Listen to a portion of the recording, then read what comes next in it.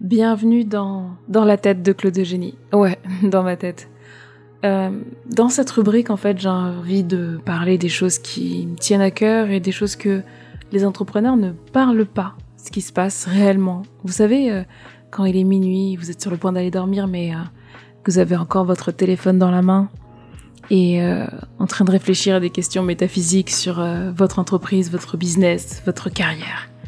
Aujourd'hui, je voulais aborder un sujet un peu particulier, le fait que, il y en a certains qui sont entrepreneurs, en couple. Il y en a certains qui sont parents célibataires, parents solo, mais entrepreneurs aussi, peu importe. Bref, peu importe votre situation, à un moment donné, vous allez rencontrer un souci, c'est la solitude de l'entrepreneur. Ce que j'ai remarqué, c'est que quand on est entrepreneur, si on n'est pas entouré, on ne sait pas vraiment à qui parler, on ne sait pas si ce qu'on fait est bien ou pas bien, on n'a pas de retour. Quand j'étais salariée, ce que j'aimais bien, c'est que, il y a les avantages et les inconvénients, mais ce que j'aimais bien, c'est que quand on fait quelque chose, on peut se retourner et dire « Ah, au fait, là j'ai eu cette idée et tout, qu'est-ce que t'en penses ?» Ça c'est cool quand on est salarié. Quand on est entrepreneur et qu'on a une idée, je sais pas, il est 14h, le soleil tape par la fenêtre et tout, et là vous êtes là et vous faites « Oh, j'ai une super idée !» et vous avez envie d'en parler à quelqu'un. Y a personne. À la limite, je me tourne sur la gauche, y a quoi? Y a peut-être le chat. J'ai pas de chat, mais certains d'entre vous ont peut-être un chat. Y a le chat. Ok. Qu'est-ce que je fais? Je parle de ma nouvelle idée de business à mon chat? Ouais, pourquoi pas? Mais au final, on est tout seul et on sait pas si ce qu'on fait c'est bien ou pas bien. Je suis en train de faire une formation en ce moment sur tout ce qui est YouTube Ads et tout ça, et Facebook Ads et tout. Et il y a le formateur, en fait, il y a un truc qui est excellent qu'il a dit, c'est que quand on est à l'école, il y a les notes sont pondérées. Les notes sont pondérées et même au-delà de ça, vous avez sûrement déjà eu, 16 sur 20, 4 sur 20, 4 sur 10, 15 sur 20, 15 sur 20, etc. Peu importe. Vous avez déjà eu des bonnes notes et des mauvaises notes. En entrepreneuriat, il n'y a pas de bonnes notes, il n'y a pas de mauvaises notes. C'est soit ça passe, soit ça casse. Quand j'ai compris ça et que je me suis dit, mais ouais, en fait, si j'implémente demain ma pub Facebook, soit elle marche pas. Si je fais un truc pour un client, soit ça marche pas. Le client, il va pas dire, tu sais quoi, je vais te payer 70% de ce que je te dois parce que franchement, t'as fait du bon boulot, mais c'est pas fini, quoi. Non, c'est soit ça marche, soit ça marche pas. Et parfois, quand on n'a pas vraiment de camarades, on va dire, de personnes auprès de qui se tourner pour dire « Là, est-ce que tu penses que je fais du bon boulot ?» On peut très vite broyer du noir, on peut très vite se retrouver un peu seul et se remettre face à soi-même et puis pas réellement savoir ce qu'on vaut aussi. Ce qui est marrant, c'est que du coup, dans le cours que je fais, on rendait des devoirs, donc on devait faire un devoir de copywriting, on devait faire des flyers. C'était la semaine dernière. Donc je fais le devoir et tout, je me dis « Ah, moi j'ai une super idée !» Ce que je vais faire, lui, il a proposé juste un PDF où il faut écrire les titres et puis les points accrocheurs, etc. Moi, je me suis dit, non, je vais faire mieux que les autres. Je vais faire un flyer, un vrai flyer. Et donc, du coup, il y avait 10 produits comme ça, fallait faire des trucs. Donc, je fais mon petit flyer et tout. J'étais super contente, mais vraiment fière de moi, mais d'une force. Je poste mon devoir et là, je regarde ce qu'ont fait les autres. Certains ont juste mis du texte. Ils ont même pas mis les images, ils ont même pas fait l'effort de remettre les images qui avaient été proposées. Il y avait des lunettes Ray-Ban,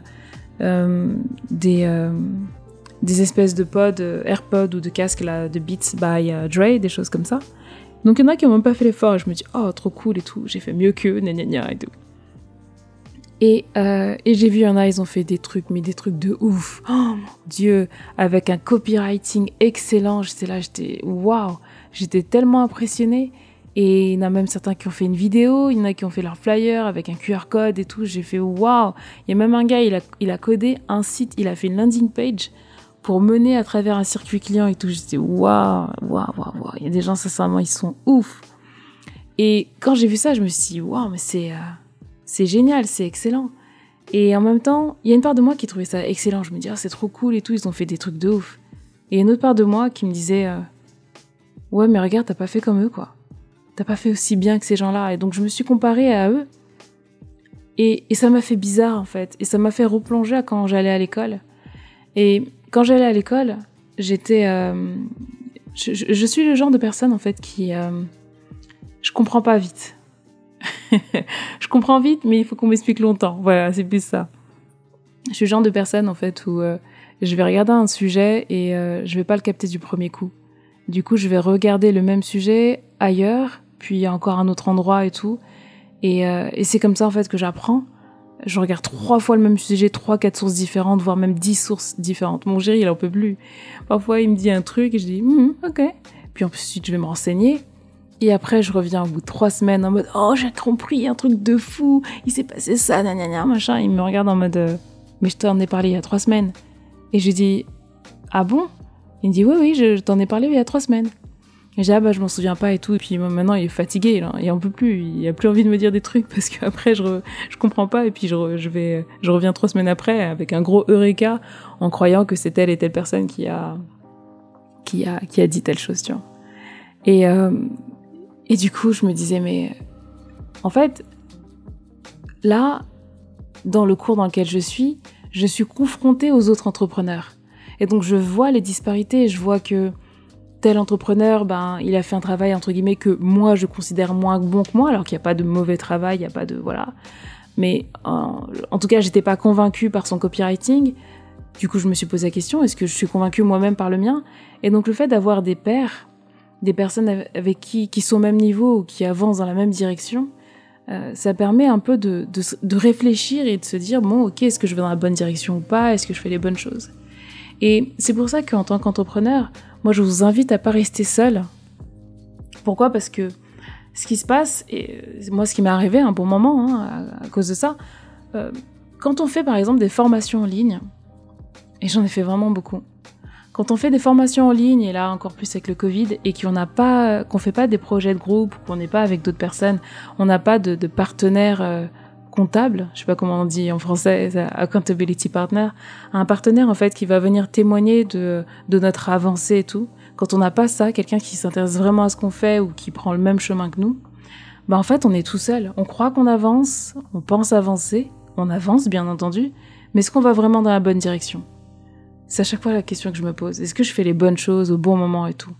Et comment on peut faire pour aller dans la bonne direction ? Il faut prendre un coach, sauf qu'il faut aller chercher des sous, il faut aller chercher de l'argent pour pouvoir prendre un coach qui va avoir un œil extérieur et qui va dédier son temps à nous aider à avancer. Donc c'est un peu la différence entre l'entrepreneuriat et l'école. Ouais. Et c'est pour ça que parfois aller à l'école et refaire une formation entrepreneuriale et d'avoir quelqu'un qui peut nous conseiller, ça peut être bien aussi parfois. Moi, ce que je vois, je vois autour de moi en fait tout un tas d'entrepreneurs qui viennent me voir pour la chose suivante, c'est qu'ils me disent Claude Eugénie, là je suis bloquée, qu'est-ce que je fais en fait ? Et je me suis dit mais ça se trouve en fait c'est ça qui manque sur le marché, de faire un move dans un sens, de faire un pas dans un sens et qu'on se dise stop, j'aimerais en savoir plus, est-ce que je fais bonne route ou mauvaise route ? Hier il y a une entrepreneure qui écrit dans un groupe dans lequel je suis, dans le Slack. Elle dit salut et tout, je me posais une question. Il y a une entreprise, là je cherche à postuler pour des postes en alternance, et il y a une entreprise qui me propose une étude de cas à réaliser. Et l'étude de cas, ils veulent qu'en gros que je leur explique quelle est la stratégie multicanal. Donc multicanal, ça veut dire différents canaux, internet, tout ça, pour pouvoir récupérer des prospects. Quelle stratégie j'utilise, et ensuite extraire du coup une liste d'une centaine ou 200 ou 1000 prospects qui correspondent à la cible de l'entreprise, et ils ont dit je fais ça, et ensuite je leur envoie le tout. Donc elle est un peu embêtée, elle se dit c'est bizarre, est-ce que c'est normal qu'on me demande ça ? Je l'appelle et tout, je lui dis explique-moi un peu plus, c'est tout ton truc. Elle me dit voilà ce qu'on me demande de faire. Et là je regarde et je me dis mais je dis mais c'est de la triche là, en fait ils te demandent de faire du boulot gratuitement. Et j'étais un peu déçue en fait de l'entreprise en question, parce que je me suis dit ok, faire passer un test, je comprends, mais de là demander du travail gratuit à une personne sous l'excuse de vouloir l'embaucher ou de la tester, ça j'ai pas trouvé ça correct. Et je lui dis, écoute, ce que tu peux faire, et c'est là que je me suis dit, mais en fait là, c'est ce que j'adore faire, c'est donner des conseils et tout aux gens, mais là, c'est clairement moi le produit, en fait. Bref. Et ce que je lui ai dit, j'ai dit, tu sais quoi? J'ai dit, ce que tu peux faire, c'est parler de ta stratégie. Tu fais une vidéo YouTube, tu expliques ta stratégie, tu expliques les outils que tu as utilisés, c'est toujours les mêmes, hein. Phantom Buster, Prospecting, etc. et tout. Donc, il y a tout un tas d'outils qu'on utilise pour pouvoir chercher des prospects, un peu de scrapping et tout ça. Donc, tu expliques vite fait, tu ne détailles pas la méthode. Et ensuite, une fois que tu as extrait le fichier, tu montres sous forme de vidéo le fichier que tu as réussi à extraire. Et tu leur envoies la vidéo. Tu leur envoies pas le fichier, surtout pas. Ou alors, si tu dois leur envoyer, tu leur envoies les 3 premières lignes. Et là, elle me dit, mais c'est trop génial, j'y avais pas pensé. Et c'est là que je me dis, mais si j'avais pas été là, si elle était restée toute seule et qu'elle n'avait pas demandé à quelqu'un de l'aider, elle aurait sûrement pris une demi-journée de son temps pour rendre un travail gratuitement et se faire avoir au passage. Et donc, je pense que parfois, c'est ça qui nous empêche d'avancer en tant qu'entrepreneur, c'est que on avance, mais parfois, on ralentit énormément parce qu'on n'a personne à qui demander conseil. Le nombre de fois où j'ai un eureka, ou alors je me pose une question, j'ai un nœud au cerveau, je me retourne, je demande à mon chéri, il me regarde avec des grands yeux, l'air de dire j'ai super envie de t'aider, mais je peux pas en fait. Mais vu que c'est un amour, il m'aide quand même. Lui, il est développeur et il m'aide quand même. Il m'écoute. Mais parfois, je sens que il pourra pas m'apporter les réponses dont j'ai besoin. Et parfois, c'est ça, en fait, en tant qu'entrepreneur, on n'a personne à qui demander, à qui poser les bonnes questions. Donc, je sais pas si vous écoutez, où est-ce que vous écoutez cet audio, si vous êtes sur YouTube. Laissez-moi un commentaire dans la vidéo et si jamais vous avez des questions, donc là, c'est le podcast dans la tête de Claude Eugénie.